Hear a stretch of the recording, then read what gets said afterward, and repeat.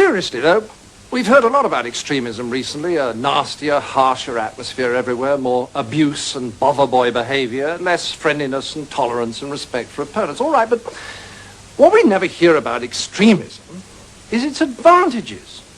Well, the biggest advantage of extremism is that it makes you feel good, because it provides you with enemies.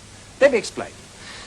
The great thing about having enemies is that you can pretend that all the badness in the whole world is in your enemies and all the goodness in the whole world is in you. Attractive, isn't it? So, if you have a lot of anger and resentment in you anyway, and you therefore enjoy abusing people, then you can pretend that you're only doing it because these enemies of yours are such very bad persons. And that if it wasn't for them, you'd actually be good-natured and courteous and rational all the time. So, if you want to feel good, become an extremist. Okay, now you have a choice. If you join the hard left, they'll give you their list of authorized enemies.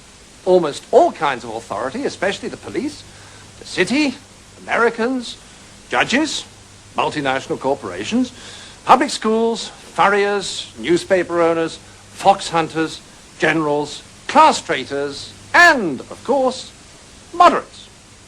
Or, if you'd rather be an extremist on the hard right, no problem, fine, you still get a lovely list of enemies, only they're different ones.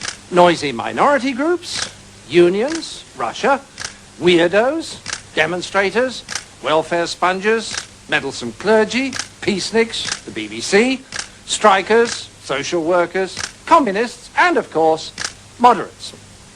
And upstart actors. Now, once you're armed with one of these super lists of enemies, you can be as nasty as you like and yet feel your behaviors morally justified. So you can strut around abusing people and telling them you could eat them for breakfast and still think of yourself as a champion of the truth, a fighter for the greater good, and not the rather sad paranoid schizoid that you really are.